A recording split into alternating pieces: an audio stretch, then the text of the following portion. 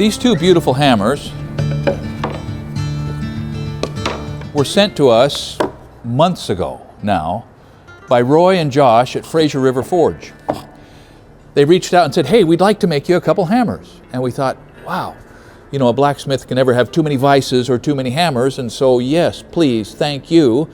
And the next thing that happened was we were sort of intrigued and enlightened by the questions that came from these guys about arm length, distance to wrist, distance to fingertip, some specifications, some very specific measurements for each of us, for Nate and for me. And now Nate's a little taller than I am now. I've lost 2 inches of height in the last, 30 years, but he's a little bigger. And so his hammer is a little longer. And it's just interesting that that was part of the calculation at Fraser River Forge that's used in putting together the ideal hammer for a blacksmith. So these guys run a blacksmithing school, a German-Canadian blacksmithing school up in Vancouver. And judging by the amount of detail that they wanted to size hammers for us, Roy Reinmuth's German upbringing and education has contributed to an old world understanding of blacksmithing and traditional techniques. Now that's not me. I mean, I dove in, School of Hard Knocks, and with Cy Swan's mentoring and help and conferences and books, I have put together my blacksmithing education. But these guys apparently have a very structured, very specific, very traditional and proper approach to learning the craft. And when it comes to hammer handles and being specific about length and heft and, you know, everything related to that, I couldn't agree more. Every hammer here, pretty much, has been fussed with and massaged and sanded, sometimes rough, sometimes carefully, in order to sort of fit my expectation in the moment. Maybe you saw, and sorry Dave Taylor gave me this, and I've apologized to him a couple times, and let me do it again. He went to great trouble to find 2 pristine plumb rigging axes. And he bought one for him and one for me, and he gave it to me, and it was beautiful, and I started framing with it. And the factory plumb handle was just awkward in my hand, but I had a belt sander, and so I sized it. Turns out, now it feels just about like the stiletto handle. There's something about that size that felt right and feels right in the moment.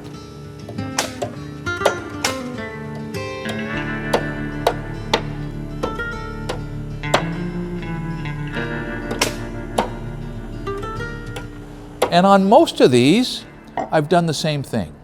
I took a blacksmithing class at Meridian Forge, that's Daryl Nelson's place, from Mark Asbury. Now, I don't know if you've seen Mark Asbury's channel, but he's really great. And it helped me a lot to see how to do traditional joinery, you know, mortise and tenon and ovalize, and it was great. And one of the things that I came away from that class with is that Mark thinks that when you form your hand around a hammer handle, it is essentially making a rectangular shape in the opening.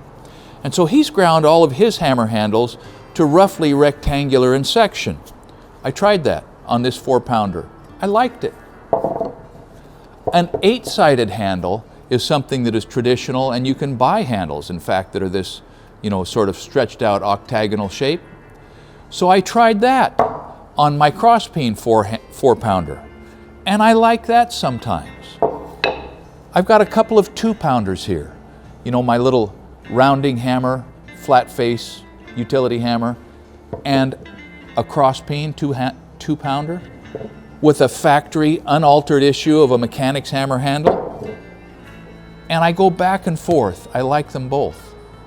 Which introduces one thing that probably most of us can agree on about hammer handles, and it's this. If your hammering arm is getting tired, a change is as good as a rest. If you pick up even the same weight hammer with a different heft, a different length, a different shape handle, your arm can come back to life. So there are some number of things in life that are intensely personal and subject to taste, right? And there's no accounting for taste. And that probably extends to hammer handles. So a great big thank you to Roy and to Josh for going so far out of your way and sending us these beautiful hammers in those beautiful boxes. I'm going to put it in my lineup.